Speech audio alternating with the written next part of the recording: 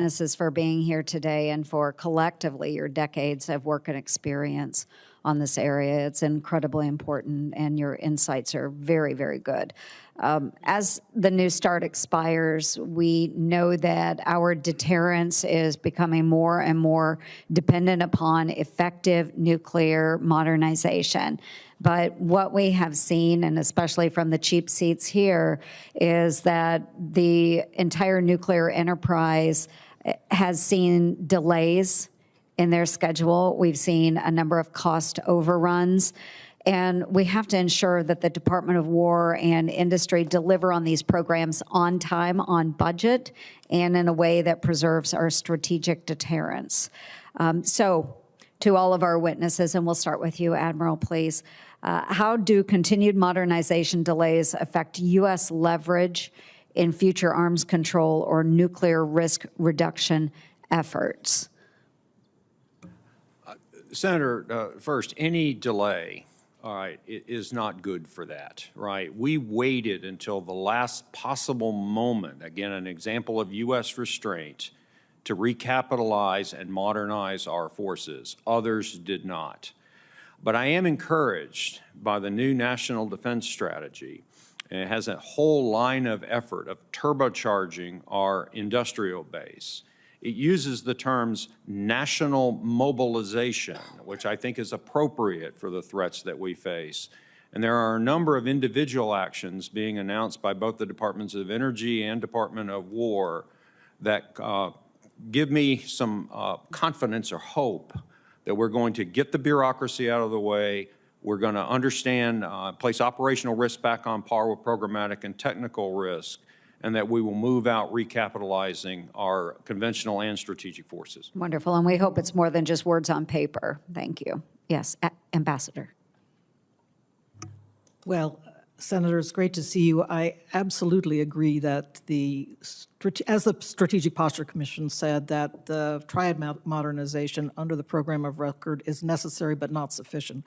So I think we have to continue to press to get that program of record implemented on time to the degree that is possible. I know delays are already happening, but we just have to keep intense pressure on that process in order to get the program of record completed.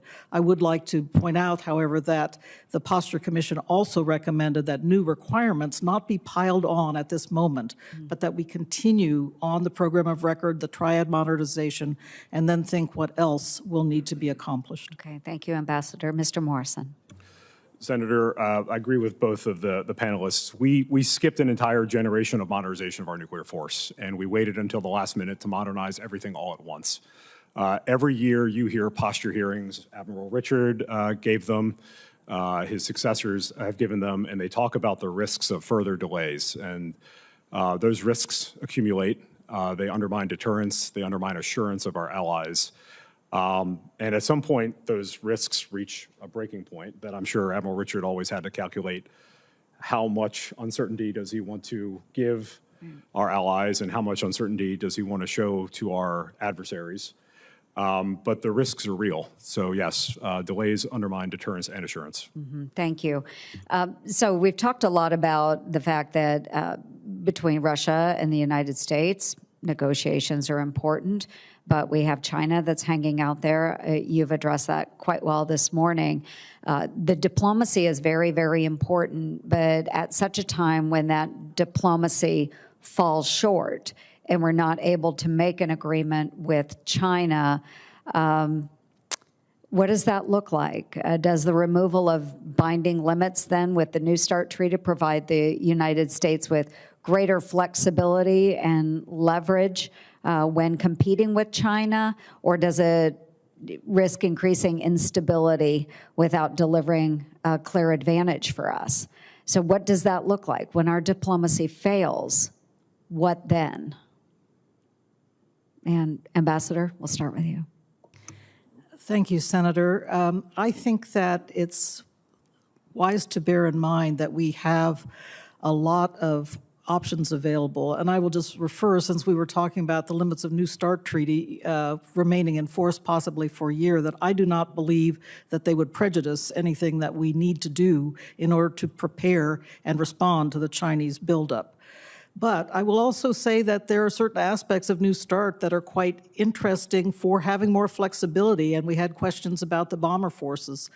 The bombers are actually a great option for further flexibility because the counting rule under New START is quite flexible. You can load more long-range cruise missiles on Alcoms rather, or even gravity bombs on bombers, and they are counted as one under the New START treaty. So I just wanted to put the point out there that, in fact, there's a lot of flexibility in the limits of the treaty that could help us with these problems at this moment.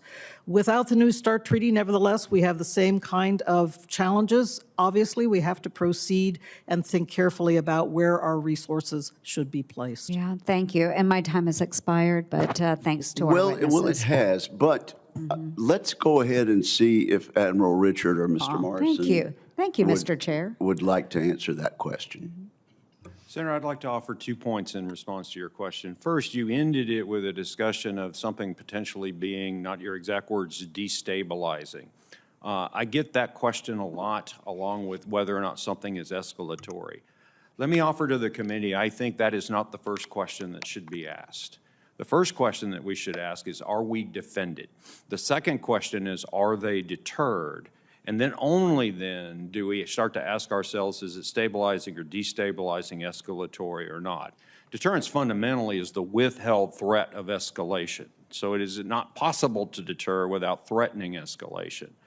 Back to your specific question, I think that the United States needs to immediately start taking steps that are currently precluded by the New START Treaty, to enhance its posture with the forces that it has today in order to answer the challenge that is presented to us by Russia's noncompliance and their efforts around the New START Treaty, as well as China being unconstrained to include uploading warheads to our intercontinental ballistic missiles, removing covers off the 4 tubes on our Trident submarines that are currently empty, and several other posture steps that should be taken now, not a year from now. Mr. Morrison. Senator, I would urge that we not continue to look through the soda straw of New START and strategic arms control. It's not an accident that the first place the United States deployed an INF-range conventional system at the expiration of that agreement was in the Philippines. We have an opportunity to look at all of the tools in our toolkit to create leverage to drive all parties to the negotiating table. And that's where I think maybe I disagree with Ambassador Gottmuller. Having the security blanket of continuing the New START Treaty gives both Russia and China an excuse to move this conversation off the table and look for other areas where they might want to engage. And that's where maybe I disagree in the approach. I thank the committee for